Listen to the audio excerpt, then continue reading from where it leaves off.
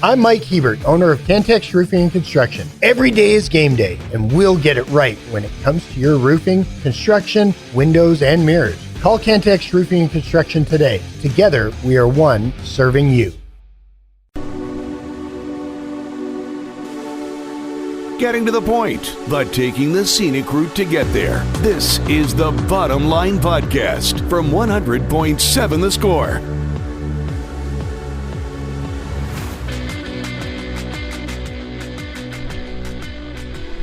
Good afternoon to you and yours. It is the Bottom Line.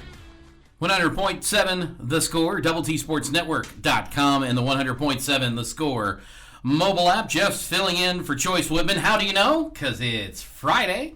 Josh Falpo sitting right there in place of Chris Need, and the one and only Clint Scott behind the glass, sliding slides, pushing buttons for us as he does on the program. He is the first voice you hear on the Visual Edge IT hotline, 806-771-0973. You can also get your thoughts in on the Yates Flooring Center chat line on any of the topics that we're going to get into today. 100.7 The Score mobile app, or on DoubleTSportsNetwork.com. Josh, how are you, man? I feel like it's been forever since I've seen you. Yeah. little peek behind the curtain. I had to grab Josh earlier today to help go do an errand, and we have another one to go do when we get off the air today. But it's been a busy day at Raymar. I didn't figure it would be as busy as it has been on a Friday, but it's been a steady stream of chaotic emergencies. And I'm very happy that for the next 3 hours at least, you and I are protected from those emergencies. Because, we have to be here. Right. That's not exclusively true, though, because there are problems that unfortunately we could solve in between breaks. Sure, but we still have to be back here. Yeah. It's not a, hey, I need you to go across town twice in the next 20 minutes kind of concept. So, and none of these are like major, no one's going to the hospital emergencies. It's just, Friday during the summer kind of stuff going on.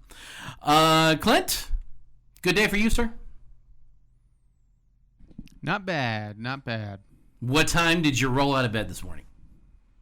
Like 7:30. Dang. 7:15. Man. Is that normal? Probably. Somewhere around there. Yeah. Today had to go make a early morning doctor visit before work started, so. Everything come out okay? The doctor said it did, yeah. Excellent. That's all that's necessary. We like good news around here. I will never not appreciate hearing good news. It wasn't my appointment, but yeah. It doesn't matter. It's good news is good news. Yeah, that's true.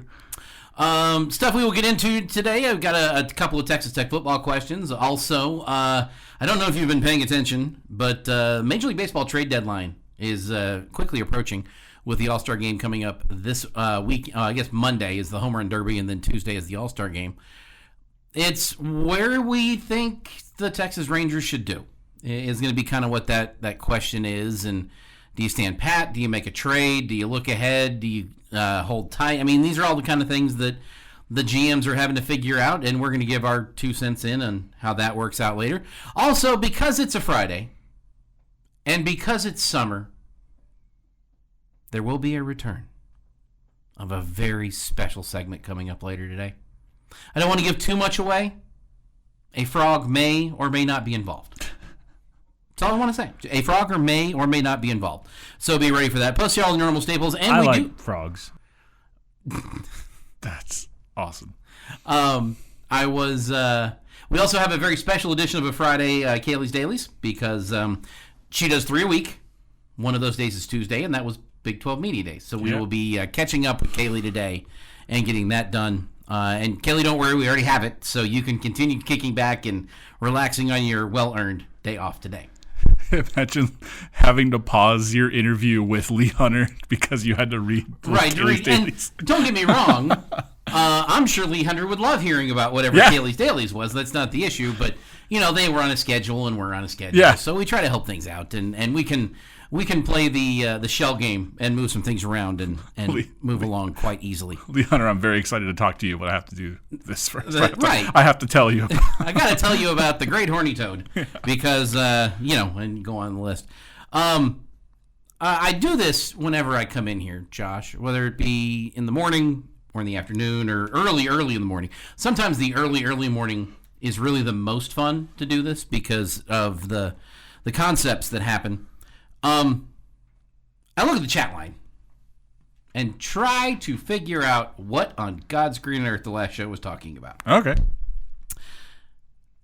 I'm going to read you Shelley's, and okay. I'm sure if I kept going back further, a lot more would make sense, but it's really more fun for me to try to guess after just one or two. Yeah. Someone get this man some steak and eggs. You, I don't have any not so immediate much. guesses. Right. Well, I mean, that's something that someone would say after finding out. Sure. So, yes. And then Lucas replied, "That's not allowed here." And the fact that Lucas is saying steak and eggs aren't allowed here. That's from their end of the bench draft. There was a whole thing with it. Oh, the breakfast foods draft. Totally what couldn't be drafted together or separately. And so steak and eggs couldn't be drafted together because they're two separate entities, I believe is what the decision was. Okay. Interesting. So it's become a whole thing over there. Like they're having like large-scale debates about steak and eggs? I don't think steak and eggs specifically, but it was...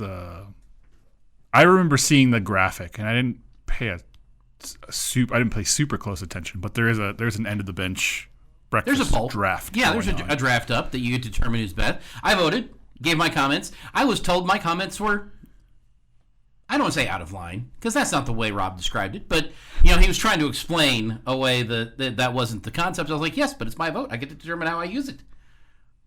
I voted for Team A, by the way, in case anybody's wondering. We will not be doing a draft today, because the Major League Baseball teams are about to do a draft, and that would just get in their way. I mean, what? Yeah.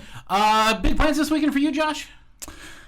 I do not have any big plans this weekend. I spent my time camping last weekend, and nice. That was about all the biggest plans that I have for a while. So, yeah, I have to get some things done that I've been putting off for a while. So, what about yourself? Big plans? Not fun ones. Okay. Yeah, we're starting the gear up for football season. Yes. And that involves getting some things taken care of ahead of time around the house that normally aren't necessarily needed to be taken care of like on a daily basis or a weekly basis. But because I know I will not have the time soon, we are cleaning the fridge. We are moving refrigerators and getting behind I don't want to say spring cleaning because it's, July. And it's not really summer cleaning, but getting the stuff done that has been on the to-do list. Yeah. And I need to get a bunch of these knocked off before we get to August 1 and get ready for the talking to everybody every single Saturday and getting ready for that. That's starting what's on tap for this weekend. I also have I got to get the dog to the dog park this weekend, let him run around because, he's been locked up all week because I've been hanging out for choice and everything else.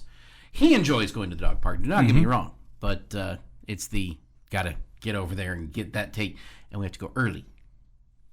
Not going late right now. No, that's bad. That's bad planning to go to the dog park late in the day because it's hot. Right. And while, yes, there are trees at the dog park, there are not enough of them to keep cool. Everybody who goes to the dog park, you know what I'm talking about. You go early. So what are your weekend plans? Let us know. We'll also get into your headlines coming up next. It's going to be a short list of the headlines because, the Silver Boot Series starts this weekend. And I know you're excited. It's just another series. But it is a big one with the Rangers and Astros. We'll get into that as well. Plus, take your comments off the Yates Flooring Center chat line. It is the bottom line. 100.7 The Score, DoubleTSportsNetwork.com, and the 100.7 The Score mobile app. Getting to the point, but taking the scenic route to get there. This is the Bottom Line Podcast from 100.7 The Score.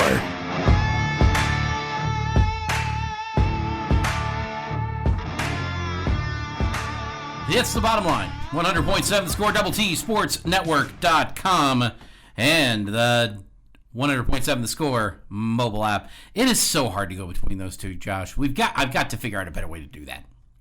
I get Double T Sports Network. I don't care if you go to 107thescore.com. I do. Because the website is doubletsportsnetwork.com now. That's true. Like, that is what it is. Now, you can still get there. Yes. So it's not like detriment to the building. Yeah. But it is... I have to find a better way to flow off the tongue with it so that it just goes and doesn't, cause a train wreck every segment. All right, gentlemen. Open-ended question for you guys here and everybody on the chat line as well, as you are busy with your lunch hour today. And the last thing everybody wants to do is really think hard today. So I apologize ahead of time. We all have high expectations for Texas Tech football. I don't think that is an understatement for anybody within the sound of the voice of this radio station. It's fair. And a lot of that has to do with what you've brought in on the transfer portal. A lot of that has to do with the guys you've got returning. A lot of that, guys, has to do with the fact that it's year 4 under Joey McGuire and it's time to make some hay. I think, in fairness, it is almost all the first thing you said. It's like 90 and then the rest get one each, but those are all factors as well. Correct. Like, I'm not stupid. Okay, I am, but I'm not that stupid. But what's it going to look like is my question. What are the numbers that Texas Tech has to hit in your mind in order to achieve the success that you think Texas Tech needs to have? Now, this is so subjective for everybody that fortunately for everybody listening, there's no wrong answer. There's absolutely no wrong answer. As an example, and I don't know that these are my numbers, but do you have to throw for 4,000 yards in the passing game? Does that number have to get hit? Right. For you to have the type of success? Do you have to have a 1,000-yard receiver to have the success that Texas Tech needs to have this year? Do you need 17 sacks, as an example? I do think there is a sack number. I'm not entirely sure what that number is. And if you just need quarterback hurries, and if you just want to say 11 wins and go that route, which I'm sure someone on the Yates Flooring Center chat line has, or 12 wins, I get it. Yeah. But how does that happen? What makes those? How do you get to those wins that you are expecting for the Red Raider football team? You got one off the top of your head? A few of them, a few different ones ran through my head. And one, the kind of defense that I like to see, that I find exciting as a fan of, my favorite players entail Charles Woodson, Ed Reed. I want to see double-digit interceptions and stuff. But I think that mostly comes from, you mentioned a sack number, but you also mentioned quarterback hurries. Mm-hmm. That's probably where it would come from for me. And I don't have a number on that end, but higher. A high number. Yes. Like 1 million would be awesome. No one would turn that down. On the Red Raider Recon with Clint and Rob, they mention... We can just mention Clint. Clint's the one who's here. Right, that's true. They mentioned that this might be the best pass rush duo. How did you phrase it, Clint? Pass rush duo? This coming into the season has a shot to be the best pass rushing duo you've ever had at Tech. You've had some great individual ones. You've had some really good combos. But as far as dudes who could be pass rushing stars on both, I think Romello Height doesn't quite have the numbers to back it up yet. PFF grades and other teams also scouting him that wanted him on their campus would say that they have plenty of expectation for him individually. But when you put the talent of Bailey and Height together, and then also add in a really good defensive line like Lee Hunter, that's also like, who do you chip? Who do you double team in there? That's just going to make all of those guys better. But I think you have the shot to have the best pass rushing duo you've ever had on campus. So specifically those are like numbers that go through my head with the quarterback hurries, and you're going to get sacks if you have a high number of quarterback hurries. So to get to those 11 wins, which is an absolutely fair, if that's the number you want to base it off of. Well, this is what number are you basing it off of? But mine's going to be quarterback hurries, and I couldn't give you a number off of that. I would like to see double-digit interceptions because I don't think that happened last season, and it hasn't happened in a few seasons. So. Maybe Joe McGuire's first year. They were really turnover ball hawks that first year. I don't remember what that number was off the top of my head. I'd have to do some digging to find that out. I like both of those two options, but I will also say that because I think your defense really has a chance to be an attacking style defense, I think those numbers are going to come. The number that I think you're going to need to have the success. You had 13 interceptions in 2023. Thank you. The number that I think you're going to need has been a bit elusive for the Red Raider football team as of late, and it's a 1,000-yard receiver. Okay. And I think some of that will come with your 4,000-yard passer or more, but having somebody that can be your go-to guy to get those first downs, to make some big plays, because that's how you get some of those yards too. Like, you've got to have a weapon in your receiving core. I don't know which one specifically it's going to need to be, and it kind of gets cloudy. If you've got a couple of guys that are around the 850 mark, that would cover this as well. But I having that 1,000-yard receiver is somebody that everybody knows you're throwing to, and he's still going to get his catches. Obviously, there's some favorites for this, but it's also the guy that may be getting those yards because they're paying so much attention to somebody else and can really break out, maybe not have the number of catches that the other guy has, but can get the yardage because he's got open field room to run in and really stretch the defense in that way to help your running game, which you've got an offensive line, allegedly, that's going to be really good to do that kind of thing with. The other number that I would go with this is your third down conversion on defense. Yeah. And if you're going to have the type of season we think you're going to have to be better than 50%. Like, that's where we expect it to be. That's where the numbers say you should be, is better than 50%. The more than half the time you are getting them off the field before they get to first down. And very near 0 or 100, whatever the percentage would be for on fourth downs. When as much as the Big 12 specifically likes to go for on fourth downs. I mean, I'll be honest. If you're at 0 when it's 3rd and 25 and stop them from getting to first down, like I feel like we saw a couple of times last year, I think I'll be okay. Those are the ones that bug me the most. Clint, look like you had a thought. Well, I'm going points per game allowed. Okay. Defensively, there is a very interesting run since 2019. You go past this, the numbers aren't too different, but since 2019, usually there is one team that is lower than 20 points per game, and then your other top 2 or 3 are at 21 to 22 points a game. If you are going to have the defense that we think you can have, if you're going to have that kind of unit and have a dominant year, yes, it can be done through sacks, it can be done through turnovers, but whenever we look at who are the best defenses in the Big 12, what's the overwhelming stat you look at, or how many points did you allow? And Iowa State is a prime example of that. They just do not have sack numbers. Plenty of turnovers, but they do not have sack numbers, and yet consistently a top 3, some years top 5, some years top 3, some years top 1 defense. And part of that scheme, part of that is knowing how to use your players. But still, like, what is that total number? Utah is a good example of, with an atrocious offense, of keeping your team in games last year by hanging around that number. I think if you are allowing 22 points a game or less, your offense is more than good enough on the other side to get you to Arlington. You think that's a crazy number, 22? Because wasn't it like over 30 for Texas Tech last year? Not the if average? You have the defense that the roster, if it performs how it's supposed to, if you have that top 5 national defensive line, if you have an improved veteran safety, if you have an All-American type of year from Jacob Rodriguez and a bounce-back year from Ben Roberts, I don't think that's crazy at all. I mean, that's the goal. There's some thoughts rolling in on the Yates Learning Center chat line on this. We'll get to those thoughts, as well as a special Friday edition of Kaylee's Dailies. It's on the way.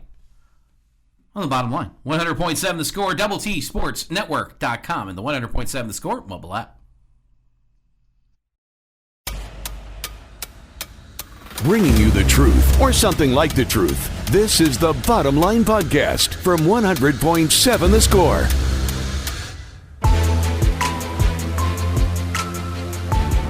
It is the Bottom Line, 100.7 The Score, TSportsNetwork.com, and the 100.7 The Score mobile app, which you get for free anywhere you get your apps from on your respective mobile devices. You can also watch us on YouTube at Double T Sports Network on YouTube. You can also watch us on Fox 34 News Now, right there, over the air, 34.2. It's right there. I can see it. And Clint keeps our smiling faces on camera. So, notice we're not smiling now, and that's why he turned the camera off. Audience right there. Yeah. Clint just switched us off and then turned us back on. Ooh. Man, I hate to break this to you. None of these. What's the worst stench? Pig farms or stockyards? Actually, I've never been near a pig farm as far as I know. But sometimes the wind just wafts through Lubbock and you get horse poop. That's fine. That's fine. You get used to it. Horse poop, though, God, I hate that so much, and I do want to puke. I've been around a couple, not near as many stockyards, but I've been around a couple of pig farms, and maybe it's just like when it's been around a pig farm, it's been a pig farm, and when it's stockyard, it's like, here's this one's stockyard, here's this one's stockyard, right? And it's the stockyard to me kicks the pig farm out of the water. It's not great, but I mean, it's bearable. Again, maybe I just haven't been around enough or in the same volume as stockyards. Sure. This is going to sound ridiculous, and I totally get why. We're talking about poop. No. I mean, they are, but no, I'm not. No. 7-inch fudge. Actually, I guess technically we're talking about the regurgitation, not the poop specifically. Where did that come from? I don't want to know. The mouth of Chris Neal. Yeah, I don't want to know what that started that conversation. This was in college. He wasn't my roommate, thank God. What? He wasn't my college roommate. Yes, but where is this going? The worst smell is body odor of a guy who doesn't like deodorant. Okay. Yeah. In college. All right. I buy that. Okay.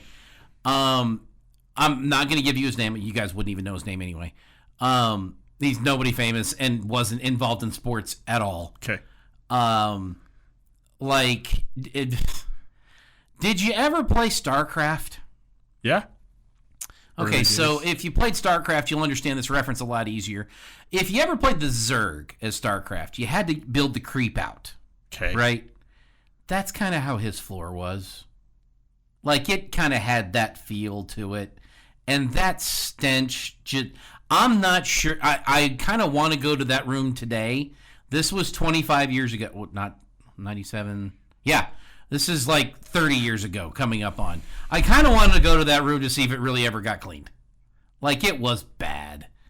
And that smell, that is worse than any farm I have ever driven past or any stockyard smell that I have been outside and had to enjoy the smell of money, as some people have called it, as it's wafting through West Texas when I was working outdoors. Yeah. I will take oh God, that guy. Nope. And it was so bad with him, we all got sick of it, and we threw him into the fountain so we could bathe him. Awful. Yeah. That, and all of us had the same thought. Like, dude, right guard, man. It's not that complicated. That is the worst smell. Bullfighter. I told this bull his mom was a cow. He was not happy. And it shows the bull. Pretty good. It shows the picture of this is the anniversary of him getting tossed, I believe. Not the big one that he got hurt from, but one from a few years ago. So glad Bullfighter is still doing okay. I ride pens in a feed yard. Nothing worse than the smell of swine. It's not horse poop. It's the feed yard on the east side of Lubbock. Oh, okay. Yeah. Horse poop doesn't even stink. Yeah, okay. I was I remember that from a Texas history class. It's like they're burping that you're smelling. Okay. I thought it was the gas coming out the other end, is what I thought it was.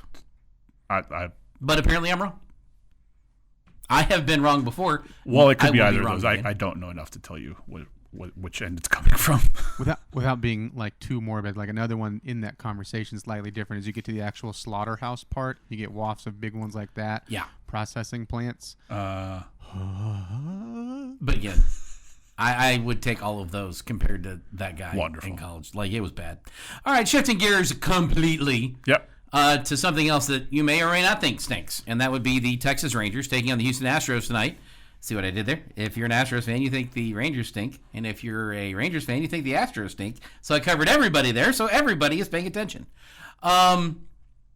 It's the Silver Boot on the line for the first part of it. Well, not first part, but the next step in the Silver Boot series.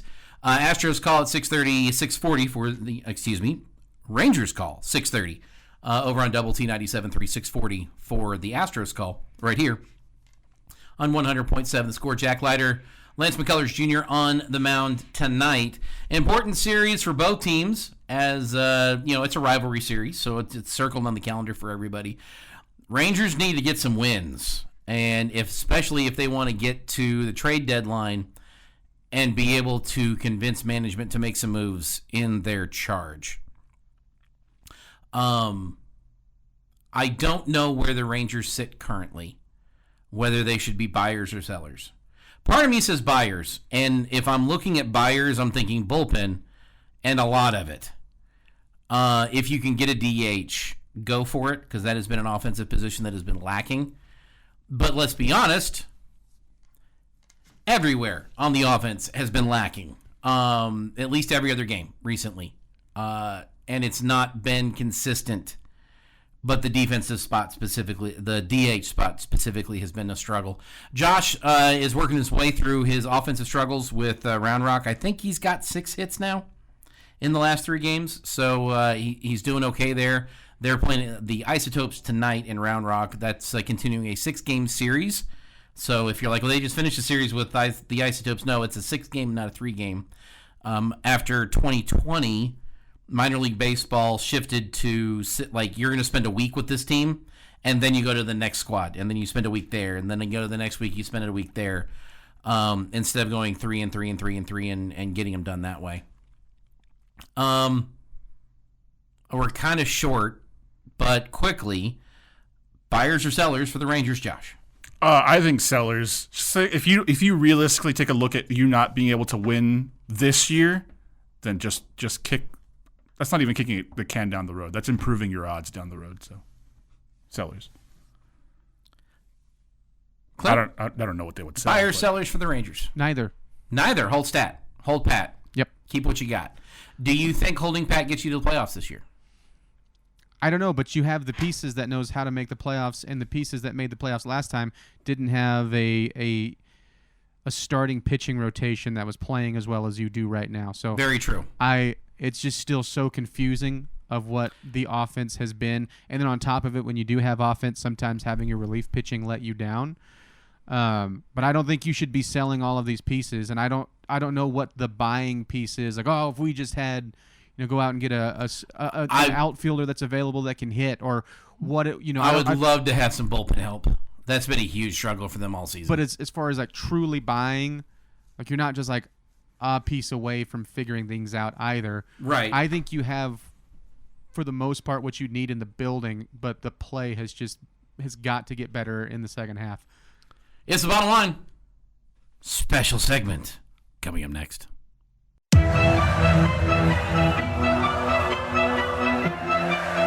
Bringing you the truth, or something like the truth. This is the Bottom Line Podcast from 100.7 The Score.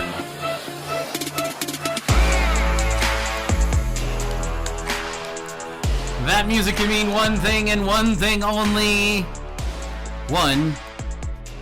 I guess more than one thing. It is a Friday, and it is time for Take versus Take. 3 questions, 3 points awarded, 2 will enter, 1 will win. Your combatants today are Clint, Scott, and Josh foul pole. I have the questions and the deciding votes. You know what's funny? Because I use this every time we intro this when we were doing it regularly. It was like that can only mean one thing. And it is funny for me because there's a second thing with it. It can also mean that I'm in the Pratt roller rink in Pratt, Kansas. Because I swear, like the 3 times I was there, this was the song that was requested like every other time. And they would like had a projector. If it had a music video, they would put the song on the wall. Anyways, sorry, go ahead. All right, so as my standard rule applies, there will be a sports question, there will be a food question, there will be an entertainment question. And gentlemen, I hate to break this to you, it does not apply to the 3 of us today, but it is vacation season. So, It is true. with a vacation theme, what it has been your best sports vacation? But I have no sports vacations, unfortunately. I guess a slight vacation might be like bowl game-esque, but that's not That exactly would be a sport it. vacation. Okay. So, I mean, when we went to the Texas Bowl, that was fun on my part. You know, that it was not my first time inside the... It was not my first time inside the box, or the press box, but it was my first time inside an NFL stadium. And it was my first time inside Reliance Stadium. Okay. And stuff. So that was fun. NRG Stadium is Yes. still okay. NRG Stadium. I think it is, yeah. Clint Scott, best sports vacation you have actually been on? Dang it. Never mind. Uh-oh. Keep Go going. ahead. No, go ahead. Well, I already gave my answer, so Floor's I'll. still yours. You didn't take your hand off the chess piece yet. Oh, I toured when it was still Heinz Field. I toured Heinz Field actually, and I went through and saw all the Lombardi trophies. I at the time was also a Steelers fan because I was really close with my family who lives in Pittsburgh, and it was cool seeing a pretty section of notable history. stadium. Yeah. So right. I lied. It was not my first time inside an NFL stadium. It was That your was my second first time. time inside an NFL stadium. Clint Scott. So I'll start with it doesn't end great because it's been no secret I've never seen the Royals win in person. Sure. I have tried. I've tried my best. I went and watched Zach Greinke on the mound on a Cy Young Award year where he got bumped in 2 innings, like the one game all year. He got thrashed. I understand I'm not good in person with the Royals. Also, the Royals teams I was able to see in person Weren't that good. weren't great. Last year, I watched Salvador Perez strike out 3 times against the Rangers. So it has been a bad string. However, That doesn't mean you can't have a good time. the very first sporting event, because this was like a regular every other year kind of vacation for us, where we would go make like a back end half week over the summer to go see the Royals. The very first one that I saw the Royals was the very first live sporting event, college or professional, I had ever been to. And they played the White Sox, which is very funny. Probably won. Well, no, they didn't because they were. I think if I'm remembering right, the score of that game was like 2-1, but You were there. I was watching the game, but this is like how little I was. Was like this is when I was like learning, like, oh, we're all fans of this team. Like, I'm wearing a Royals shirt, you're wearing a Royals shirt, okay.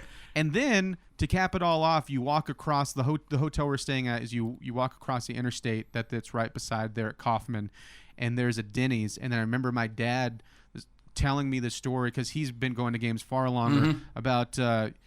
Hey, you know the offensive lineman Will Shields?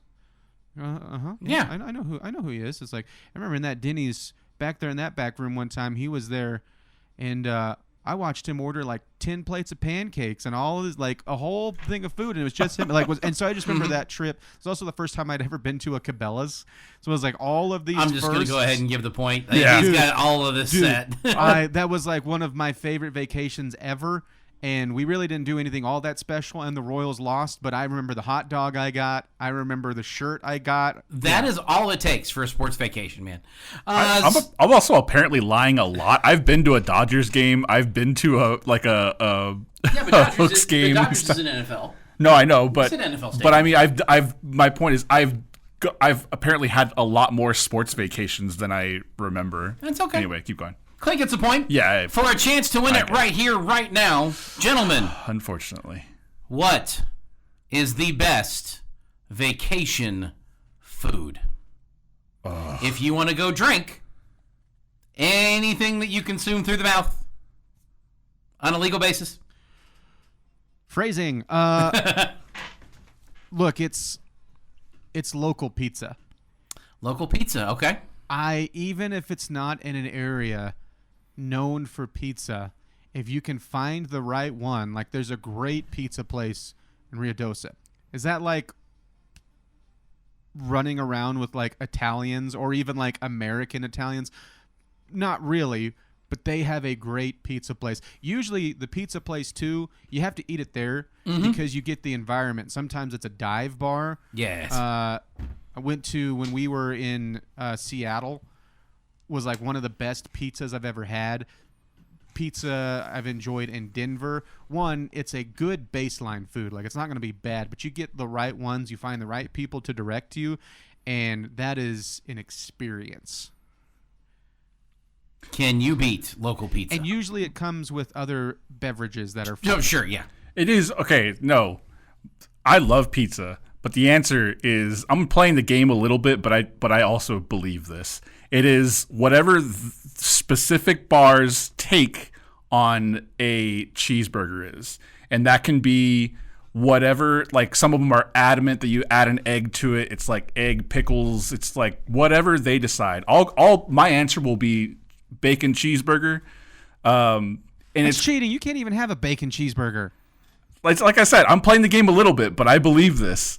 I believe that he believed this. The answer to that question, especially if drinks are going to be involved. Pizza's great. I love pizza. It's probably my favorite food, but the answer is bacon cheeseburger. Not gonna lie, I like both of those two answers. If either one of you would have said the pina colada or a strawberry daiquiri or something along those lines, those like immediately were where my head went with this. You'd have gotten the point. I think, in the spirit of the take versus take, I need to give the point to Josh here. So it comes down to the third point. Wait, what does that mean? Because it has to come down to the tiebreaker. Which one do you think was the better answer? The spirit of take versus take is making Clint bacon angry. Cheeseburger or pizza? I mean, you get bacon and a cheeseburger with the bacon cheeseburger. You get whatever topping you want with pizza. But not if it's the local place, because they're going to tell you what to put on it. No, that's the beauty about it. You can order the pizza however you want it. Clint's just mad because he wants to sweep. Gentlemen, your entertainment question, and you can't say Christmas Vacation. What is the best vacation movie? Vacation movie. Oh. The Rugrats Go to Paris. I don't know if I actually believe that. It's just the first movie that came to my head. I'm gonna have to look up Rugrats Go to Paris. It's the movie where Chucky's sister gets involved. It's when he gets adopted. It's his whole. It's like it's an integral part of the Rugrats franchise. Let's see. What's the movie that I actually believe that is the case for though? Jurassic Park. They're not on vacation. Jurassic World. They are on vacation. I don't like that movie though. I'm going to stick to the Rugrats because I cannot think of a vacation movie at all. I was thinking about, but it was going to be incorrect. I was going to do a joke and say Homeward Bound, but that wasn't a vacation movie. They were just moving. Right, so yeah, they're just really returning home. You would have to go like Homeward Bound 2 when they actually went on vacation to San Francisco and still somehow lost all three of their pets again. My real answer... Because Airplane, I don't think can count because everyone else is on vacation, unless Jeff allows. Because that movie's hilarious. I mean, it is hilarious. I wouldn't call it a vacation movie. I'll stick with The Hangover then. Oh, that's a good one. That's a vacation movie. Yeah. You guys could have both said, Vacation, the original. No idea. I only eliminated the Christmas Vacation because it is the superior version of. Yeah. I like The Hangover more. You could have said Euro Trip. Good one. Although no one should. Euro Trip compared to Christmas Vacation and Vacation? Now, European Vacation. No. You can learn some things watching that movie. We're not going to tell you what they are because it was the 90s and things were weird then. It is the bottom line. Yeah, you got. Oh yeah, you got the point. Yeah. 1,000 Clint. So I should have swept, but I got screwed. You didn't get swept. It's a bacon cheeseburger. That's the bottom line. 100.7 the score.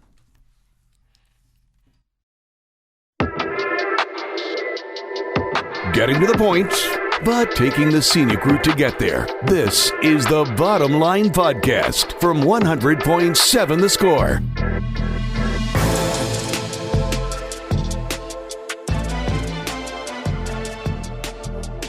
It is the bottom line on 100.7 The Score, DoubleTSportsNetwork.com, and the 100.7 The Score mobile app. I really, really need to figure out some way to get the show behind the show recorded somehow.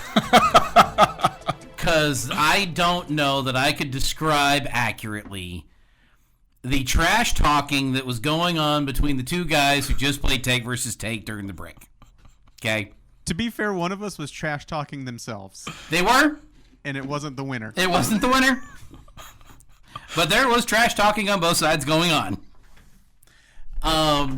Clint said, I forgot what a rush it was to win take versus take. Oh, it feels so good. Even though it should have been a sweep, whatever. And I said, that's like beating the Browns. Calm down. And then I said, I can't help who's on the schedule.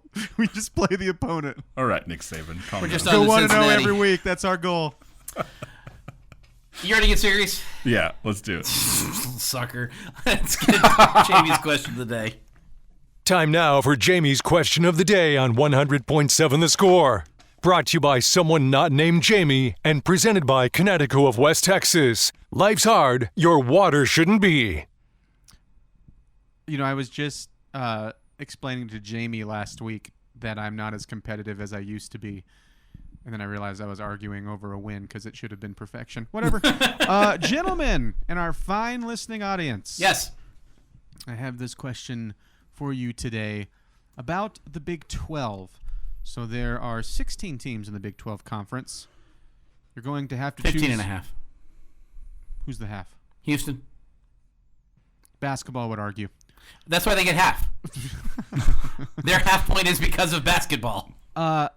There are indeed 16 full, dang it, you threw me off. I did. 16 full programs in the conference. I want to know, of the 15 not named Texas Tech, whose football season are you most interested in for whatever reason in 2025? You want to go first? Sure. Awfully, and for all the wrong reasons, Utah comes to mind. I wouldn't say I'm interested in them, though, just that I feel like it's going to be a consequence of the season that I'm going to be paying attention to Utah's season. Other answers could be TCU and Kansas State, though I'm actually more interested in Oklahoma State than Kansas State. So a few different answers go rolling through there, but Utah's probably going to be the one that I like is going to be the most in my periphery. I can't believe I'm about to say this. I really can't. The Kansas State. It might be Clint's Kansas Jayhawks. Oh. Not because I think they're going to be world beaters, but I really do feel like Kansas has an opportunity to take that next step as a college football program. They've already gotten out of the football. Okay, that's basketball, right? Where we start. They've gotten out of that stage. And why does this basketball have points at the end of it? Right. They've gotten out of that stage. Dribble the ball. I like their coach. I don't like him more than our coach, but I like their coach. I like that they're starting to care about football. I like that a 5-7 season for them isn't good enough. And there was a very long time where a 4-8 season was superior because that meant you got a Big 12 win. Yeah, well, that also meant you probably went undefeated in non-conference play. It means you probably didn't get beat by 40 by Coastal Carolina. Sorry, go on. I'm not saying that I think they're going to get to the point of competing for a Big 12 championship anytime soon. but I like a team that is getting back to the point of playing a relevancy in the sport. And that's part of my problem with Houston is because they're not relevant in football. Are they dominant in basketball? Absolutely they are. If their football team had half the talent their basketball team does, they would be competing with Kansas at this level. But they don't. And when you start to get that taste, how do things change around your program? And that's kind of why I'm interested in the Jayhawks to see how that goes. Because it wasn't good enough last year.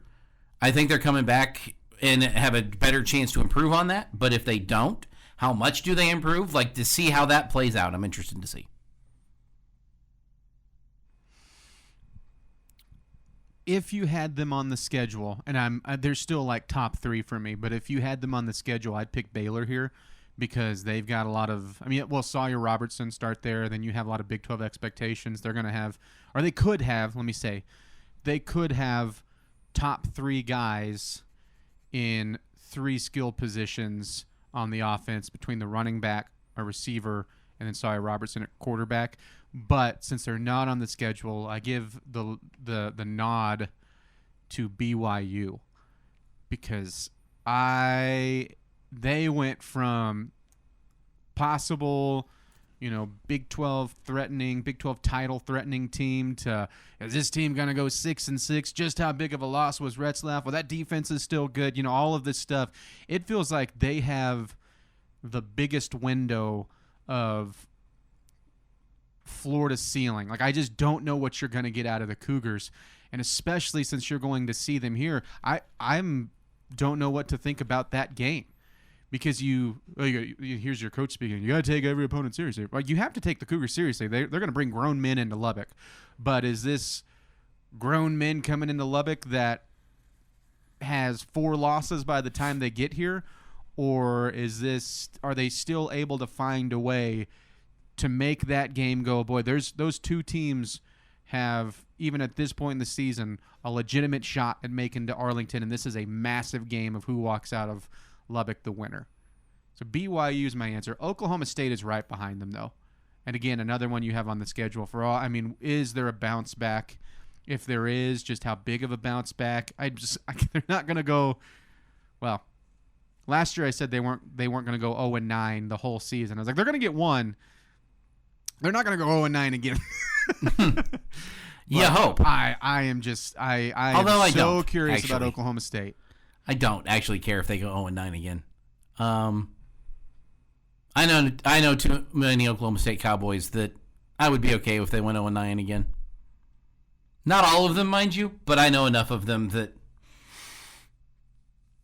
yeah, sorry about you kind of attitude when it comes to the Cowboys. And I've had an issue with the Cowboys for quite some time as a Red Raider fan because, they're the Cowboys. And also, I know that this is focusing on the one game you play with them and not their entire season, but there's kind of a big deal happening. Oh, I was thinking of this the whole season. I am. Okay. I'm just saying something else that's like an extra cherry because I want to know what type of team is coming in here when you induct Grant Harrell into the Ring of Honor.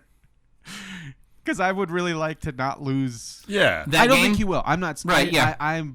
You should be a heavy favorite against that Oklahoma State team, but you've had big names on campus and big names in the past, and I've also felt confident going into those weeks. Mm-hmm. And then you can't tackle Richard Reese all game and going, "We're sorry, Patrick Mahomes."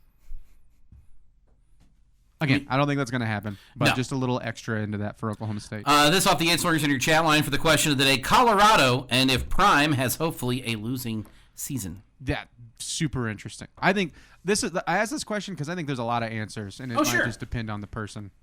Kansas has been a slide down in conference below top 6, in my opinion. Right, and they took a step back last year, but it's also they took a step back and they weren't happy about it. Like, that's different. They went 5-7 with, I'm forgetting the count of fourth quarter leads that they had. Yeah. And so I don't disagree with the texter. I have them in the top half, like top 8. Mm-hmm. And really you can say top 10 because there's going to be, like, I don't know where Colorado's going to end up being. They're fighting, I think, this year where I think they'll fall back to. BYU suddenly in that conversation. Can they be top 8? I think that middle tier is clearly where they're at.